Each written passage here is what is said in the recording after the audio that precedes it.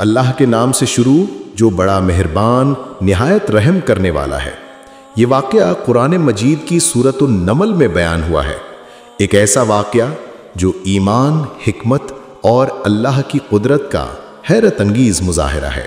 اگر آپ کو یہ ایمان افروز واقعہ پسند آیا ہو تو ویڈیو کو لائک کریں، شیئر کریں اور چینل کو سبسکرائب کریں تاکہ آپ تک مزید قرآنی واقعات اور سچی اسلامی کہانیاں پہنچتی رہیں۔ کامنٹ میں ضرور بتائیں کہ آپ کو اس واقعے سے کیا سبق ملا۔ اللہ ہم سب کو ایمان، علم اور عمل صالح کی توفیق دے۔ اللہم اجعلنا من عبادک المخلصین، آمین۔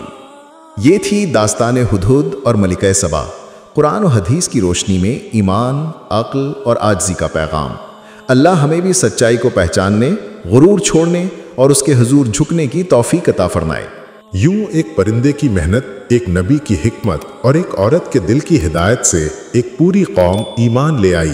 یہ ہے اللہ کی قدرت جو جسے چاہے ایمان کی روشنی عطا کر دے۔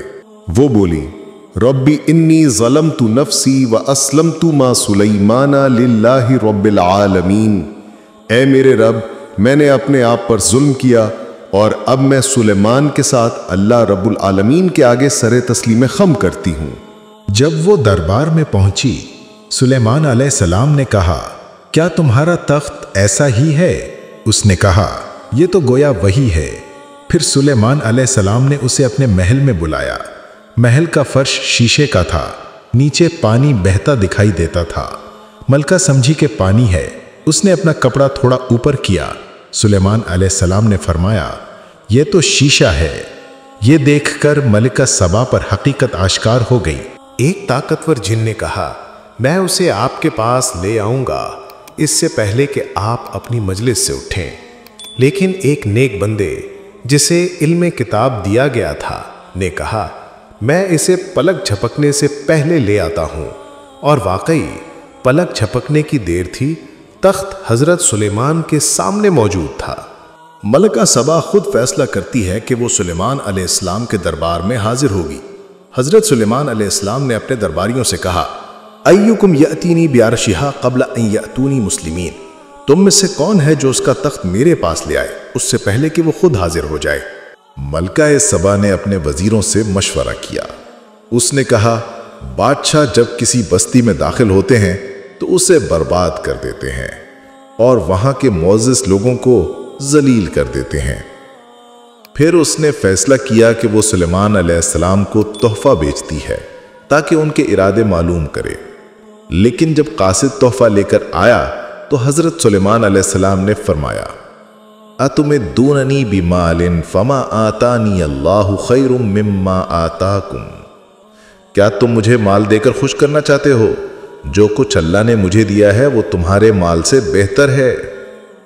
پھر آپ نے فرمایا، جا کر انہیں کہہ دو میں ایک ایسی فوج لے کر آؤں گا جس کا وہ مقابلہ نہیں کر سکیں گے۔ ہدہد وہ خط لے کر گیا اور خاموشی سے ملکہ سبا کے سامنے ڈال دیا۔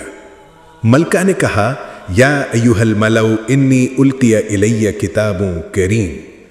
اے اہل دربار، مجھے ایک عزت والا خط دیا گیا ہے۔ اس خط میں لکھا تھا، انہ من سلیمان و انہ بسم اللہ الرحمن الرحیم، اللہ تعالی علی واتونی مسلمین۔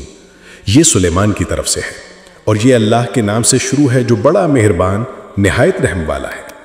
میرے مقابلے میں سرکشی نہ کرو بلکہ فرما بردار بن کر میرے پاس آؤ۔ حضرت سلیمان علیہ السلام نے ہدہد کے ذریعے ملکہ بلقیس کے نام خط بھیجا جس میں دعوت توحید تھی۔ بسم اللہ الرحمن الرحیم، اللہ تعالی علی واتونی مسلمین۔ اللہ کے نام سے شروع جو نہایت مہربان رحم کرنے والا ہے، میرے مقابلے میں سرکشی نہ کرو اور میرے پاس مطیع و فرما بردار بن کر آ جاؤ۔ یہ سن کر حضرت سلیمان علیہ السلام نے فرمایا، سننظر اصدقت ام کنت من الکاذبین۔ ہم ابھی دیکھتے ہیں کہ تو سچ کہتا ہے یا جھوٹ بولتا ہے۔ پھر آپ نے فرمایا، اذهب بکتابی ھذا فالقیہ الیہم ثم تول عنہم فانظر ماذا یرجعون۔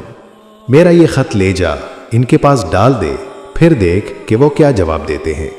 کچھ دیر بعد ہدہد واپس آیا۔ اس نے حضرت سلیمان علیہ السلام کے سامنے عاجزی سے عرض کیا، मैं वो बात जानता हूं जो आप नहीं जानते, और मैं सबा से यानी यमन से आपके लिए एक यकीनी खबर लाया हूं। उसने बताया कि वहां एक औरत यानी मलका बल्कीस हुकूमत करती है, जिसे अल्लाह ने बहुत कुछ दिया है, लेकिन वो और उसकी कौम सूरज की इबादत करते हैं। मैंने वहां एक औरत को पाया जो उन पर हुकूमत करती है, और उसे हर चीज में से कुछ दिया गया है, और उसका एक अजीम तख्त है।